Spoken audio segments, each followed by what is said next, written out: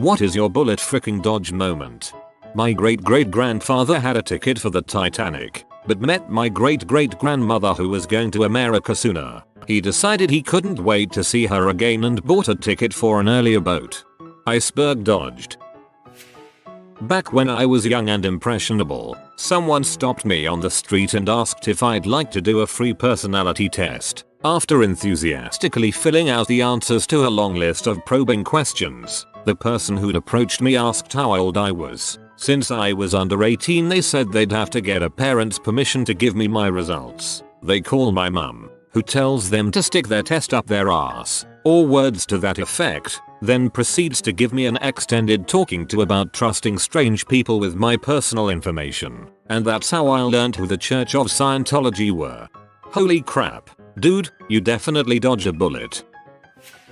Went on a date once with the photographer from my cousin's wedding. I was in the wedding party, so we spent much of the day chatting. He was good looking and amicable, so I figured why not. We went for coffee and it was perfectly pleasant. We chatted about the usual stuff. He told me more about his upcoming photo tour of Europe. Nothing unusual, but nothing special either. Got an awkward one-armed hug at the end and he said we'd get in touch when he was back, which was about 4 months time. 4 months came and went and I just let it go. It had been pleasant but tepid and I guess I kind of forgot about it. Jump ahead a few years and I'm browsing the news and I see a familiar face. The photographer, who is now in jail for an unprecedented collection of unique child pee that he made, more of which, authorities guessed, was on the hard drive with military level encryption they'd seized that police still couldn't crack years later. That photography tour of Europe, yeah. He was in Thailand. Cool.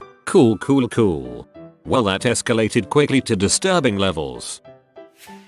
So in 2006 I was losing weight so that I could finally afford health insurance. I figured out that if I lost 60 pounds, a $5,000 deductible plan would be roughly $100 more cheaper. In 2007 I've lost the weight and I get insurance on the 1st of February and go to get my first checkup in a long while. Everything comes back clean. The 15th of March I go home and my dad, a physician, doesn't like the look of me and takes me to get some scans. Turns out the weight I lost was due to cancer and the previous doc had fricked up and not run the right tests. But because he had fricked up and given me a clean bill of health, the insurance company couldn't claim that the cancer was a pre-existing condition despite my having insurance for 90 days. Cancer is all gone, but I didn't get stuck with a $500,000 hospital bill because of a doc who fricked up.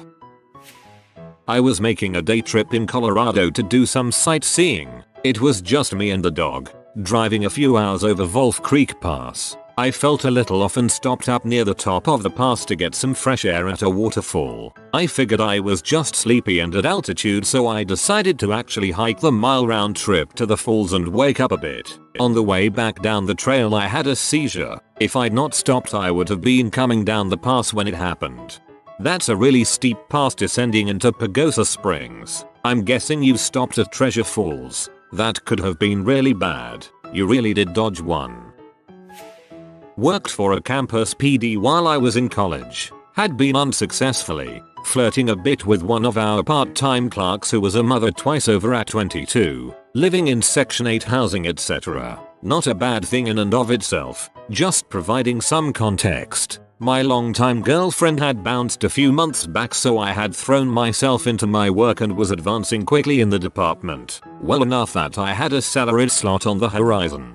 Feeling good about things in general, I figured I'd just roll with it when she suddenly started giving me the time of day. Had our first big night of romance coming on a Saturday night when I get a text from OFC. Derp that just said cancel. Now, WTTYL. Wasn't sure WTF was up, but I did just that. Called her up on the spot and said sorry, problem with my car, no way I could get it to her shop and out in time for our date. She didn't have a car. Few hours later I swing by the PD and he told me what had happened. She had worked earlier in the day and was at the front desk not realizing OFC derp was in the squad room. You can hear conversations up front from there. He overheard her on her cell talking to one of her girlfriends about how she was going to get paid tonight. Girl followed by no, I'm only like 5 weeks. He won't be able to tell cause the dates will be close. God bless you, Brian.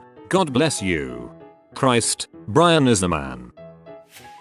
Meningitis. 2:30 am. Couldn't sleep. 3:30 am I'm having spinal taps done at a medical center. 2 doctors gave me 15% survival upon arrival. 24 hours later I moved to ICU for the next 8 days. Last day in hospital they told me I'd dodge a bullet Matrix style and should not be here. I had my police car pulled over off the side of this rural road, with the emergency lights on. I had stopped because there was a man splayed out in the middle of the asphalt. Turns out he was super drunk and decided to take a nap during his walk home. I had just helped him to his feet and placed him in the back of the car to drive him home when I hear an engine revving hard. I closed the car door and straightened up just in time to have my car smashed out from in front of me by a pickup truck. I felt the truck's side mirror clip my body armor. The driver was drunk and had decided to go looking for his drunk friend. That friend was the guy I just picked up. The guy in the backseat survived the impact because those old Crown Victorias had massive trunks. The driver went to the hospital, and in the coming months, he pleaded guilty to impaired driving. I remember the collision analysis showed that the guy hit my car at 145 km/h. It was a wild night, and I still have major hang-ups when I have to stop my police car on roadways. I had a type of bone cancer, Ewing's sarcoma, when I was 10. It usually shows up in the bone itself, which usually makes one lose whichever limb the bone is in. Mine, fortunately, started in the surrounding flesh and was working its way towards the bone. The tumor grew so fast that I only realized it when I bumped my leg against a rock that I should not have hit. The tumor was about the size of a softball. Because of finding it like this, we got to it early enough that it could be removed before it reached the bone. I still got 9 months of chemo to make sure it was all removed though. I kept my leg, although I have a large scar on the outside of my left leg above the knee running to mid-thigh, and a large dip in the same area. Also have some kidney damage relating to the type of chemo they gave me, although things are looking up there. This May I was 6 years cancer free, and I would have lost my leg if we wouldn't have caught it any later. My condolences to those who have lost someone to ES. I had the same dang kind of cancer and the same thing happened to me. It hit my left arm and I don't have a shoulder joint anymore. I came this freaking close to losing an arm. I went on one date with a girl I worked with. She was cute but there were red flags. Some obvious, some not so much. She had been in jail and had an ankle monitor. That was probably the biggest red flag. Other than that she just seemed a little off. Things fizzled easily enough between us. No harm done and we didn't even do anything to make life at work awkward. Then a co-worker starts dating her and before too long both of them weren't working there anymore for unrelated reasons. We end up finding out later she murdered the guy. She stabbed him like 20-30 times in the back with a kitchen knife. It was very sad. He was a good guy and definitely didn't deserve to go out like that. I learned this all secondhand from mutual friends after I had lost contact with him. Was traveling to somewhere on a highway behind a logging truck. When we were going uphill, the truck changed lanes and a log slipped off, bounced between the car I was in and another car, and rebounded off the highway into the nearby forest. There was no one immediately behind us.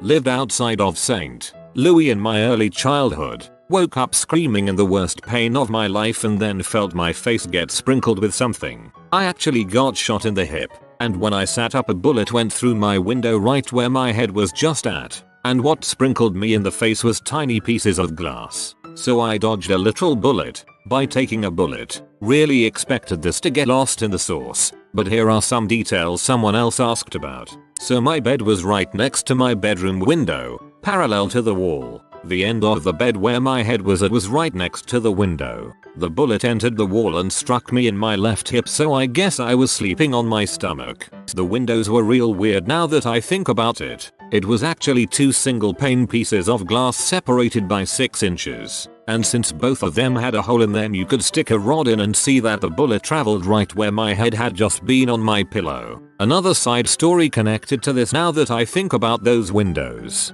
One time I came home from school I noticed the inner window was shattered and there was blood all over the place. Turned out it was my dog that tried to launch herself through the window. We were pretty certain that someone was at my window scoping it out. She was super defensive of all of us. I'm pretty sure this actually occurred after the shooting. Before my wife and I met, she had a single date with someone. The date went fine, but she found him to be overbearing. He pulled his dong out for her to touch as an example, so they didn't go out again. They remained friendly until 2 weeks later when he murdered his next date and set her on fire. He is now in prison for those who may want to know. Update: he shot and killed her in front of her kids and then set her house on fire. Sorry for my partial inaccuracy. Whoa, that escalated pretty quickly, and I thought it was bad to begin with. My ex-boyfriend told me he was sterile. I started insisting on condoms anyway, just in case. Eventually I broke up with him. He currently has 2 kids with the girl he started dating after me. That would be really awkward if he was telling the truth and those kids aren't his. JS. Saying bullet freaking dodged really downplays the seriousness of this situation. When I was in my early 20s, I went out to the bar with some friends one night. My friend was DD and I was drinking. I had a very solid buzz going on when I bumped into someone I knew from HS who was clearly flirting with me. I ended up leaving my friends and catching a cab back to her apartment. The next morning I found out my friend who was supposed to DD got drunk then behind the wheel. He ended up getting into an accident and, while no one had any critical injuries, there were a few broken bones, etc. I could have very easily have been in that car. Instead I had fricked my now wife. Talk about fate.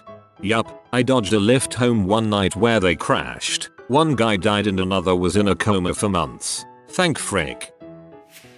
When I was back in high school, I was walking near the field when they were practicing their discus throw. One of the discus was wrongly thrown and was headed for my head. A friend who at that time was walking towards me saw this and yelled for me to duck. The discus went past my head and landed behind me. Then I realized that I could have died if my friend hadn't warned me. Imagine a 2 kg flying disc lands right on your forehead. I dodged a bullet by not marrying my ex-fiance. I can't have kids, and I told him that early on. And when he did propose, I asked him again, and multiple times thereafter, if he was sure that he would never change his mind. I don't want someone marrying me and then resenting me, feeling like they're missing out. He reassured me time and time again that he didn't want kids and never really had. 5 months before our wedding, he broke up with me, with this big story about how he felt like we had been growing apart and he didn't have the same feelings anymore and maybe he would want children someday and blah blah blah. I was devastated, of course, and then furious when I found out the real reason. He had been cheating on me and knocked some girl up. They got married a few months after the baby was born, and then not long after that, she got pregnant again. Before that baby was born, that butthole, that complete and utter piece of crap, contacted me and had a big long sob story about how he had made a mistake, how his life was so hard,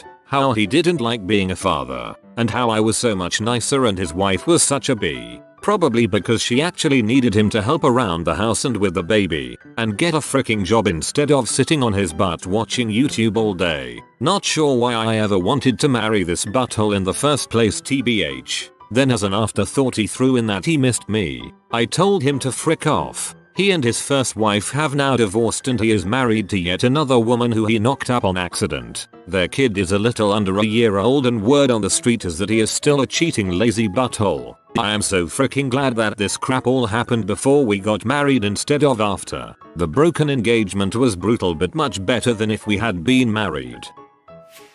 The night of the Aurora Theater shooting in Colorado, some friends and I had planned to go to the Aurora movie theater for Batman, as we are all huge Batman fans. One of my friends convinced us to go to a different theater that was closer to her since she couldn't get a ride. Couple people we were supposed to meet up with in Aurora were in the theater, but luckily got out unharmed.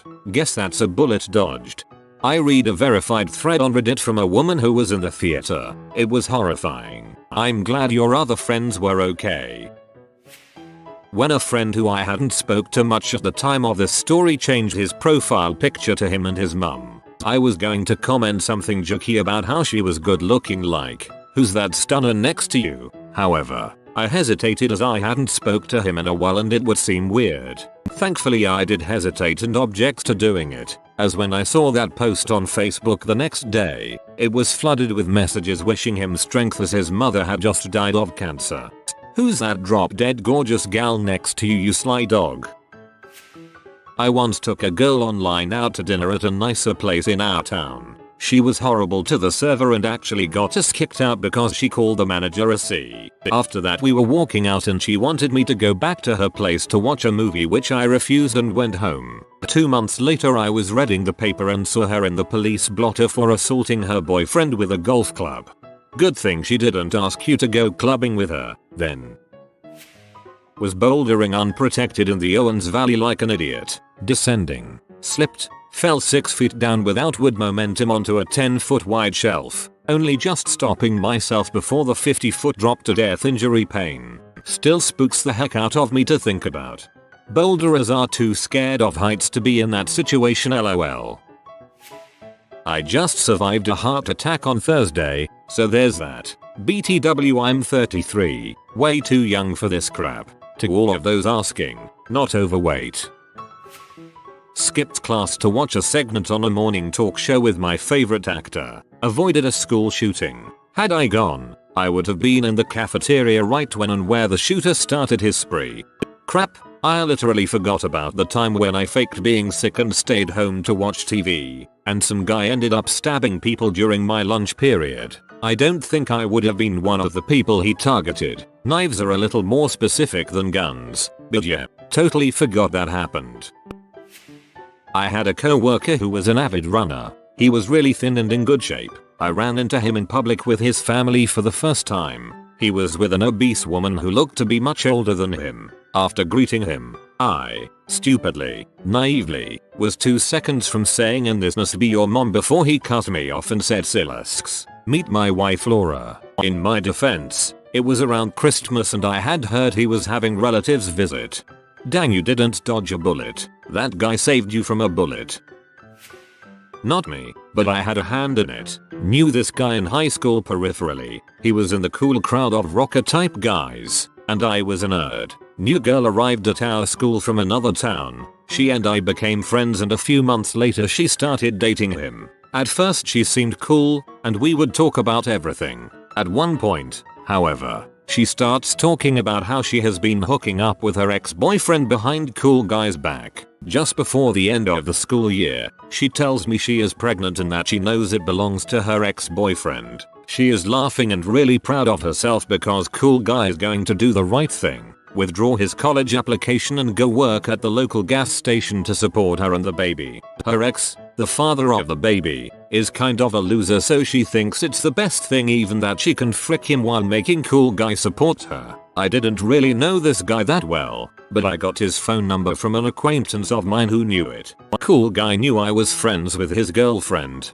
but was still pretty surprised to hear from me. I told him all about her ploy, and said, "Get a paternity test, it isn't yours." This guy was incredibly stoic, but after a sizable pause he just broke down crying for a few minutes, then thanked me. They broke up, and cool guy went to college and made something of his life. I think this and the goth couple are my favorite stories. This one, you're just like an avenging angel coming in at the worst moment of the dude's life to tell him, "Nah, you can carry on with your plans. Bro, you done good. OP. When I was 7 I got lost in Spain without my family. I had been lost for about 5 hours, really late at night, and had been going down some dark alleyways and car parks. I started asking random strangers if they spoke English, but there were only middle-aged men walking around alone. One guy didn't speak English, but gave me a cuddle and took me back to his house around the corner. At this point I'm crying my eyes out and just appreciated the help and kindness. When I got to his house it turned out he had a family and the son was learning English in school. He got out his school workbook and asked me my name. Then they took me to the police station. My parents picked me up about 10 minutes later as they were driving around in a police car. That man could have been anyone, and I could have been kidnapped and never seen again. Not your ordinary bullet dodge. Seriously, when you said cuddle I was scared for you. On temp job I'd made several hours of corrections on a long document saving version after version. When finished, I deleted all the extra copies and emptied the trash only to realize the one copy I saved was the untouched original. It was a busy office, but as my heart sank, someone announced, "Everyone stop what you're doing. We just lost funding on the project. You'll be paid through the day, but you're free to go. Never empty the trash." You are a Cyberman, sir. By deleting all those files you completed the spell that caused the project to be cancelled. Not me, but an old friend. Perhaps 15 years ago he dated a girl for a year or so. She was totally out of his league. They planned to get married and all that, but he broke it off after she went downhill in the mental department. A few years back, her and her husband murdered their children and killed themselves. When I was about 23, I was asked on a date by a Brazilian girl who was maybe early 30s. We went on a date, but it wasn't the most interesting evening. We didn't really click and the language barrier meant we couldn't really get past basic conversation. I was a little resistant to go on a second date and felt it was fair game to say sorry, I didn't think we clicked. Next time I saw her in person though, I was berated with a bunch of insults hurled as she claimed we were supposed to get married and have kids and that I was the one. Very glad I was able to back away slowly and dodge that bullet. Back in the day, read, dial-up internet and expensive desktops, I downloaded a malware which asked for credit card details. I was young and didn't have a card, so contemplated nicking my dad's and putting in the details. I didn't want to get into trouble. Thing was, the malware was asking for payment in rubles. At that time, I had no idea what that was. Was it a different currency? Some other adult speak. So I came clean to my parents and they sorted the rest. They also deleted my LimeWire. I assume your parents created a "you aren't allowed to download anything off the internet" rule after that. Going into our second year of university, a group of us were looking for houses together. We'd found one we liked and were sitting down with the estate agent to sign the paperwork. Out of nowhere, one of the group started hysterically crying and ran out of the room shouting, "I can't live there. It's got mildew and I'm allergic." We didn't end up living with her, but the people who did had a year of her brazenly stealing their phones, money, clothes and boyfriends. Bullet dodged. Senior in high school, and a pair of twin girls with obvious behavioral issues got pretty aggressive with me to frick them both. They lived a block away, so we rode the same school bus. I was getting a weird vibe and definitely had a "this is too good to be true" feeling from it. Every day on the bus ride home from school they tried to convince me to come over to their place. They were super trashy white chubby girls and I just didn't know how to handle it, so I basically avoided them until I got a car and started driving home instead of using the bus. Eventually, after a month or so of stupid flirting and stalking, one of them got one of the other kids on the bus to hook up with them. He got them both pregnant, one with twins. They lied and said they were on the pill. Both of them wanted him to marry them, and it got really bitter and nasty between the two girls. Parents kicked them out. He was black and their parents weren't very happy, and then the dude had to bail on his college plans to support 3 kids and pay 2 women for child support at 18. They all got heavy into oxy and are in and out of jail. You didn't dodge a bullet, you dodged a firing squad. If you are new to the channel, you can subscribe. I publish new videos every day. Until then, check another video.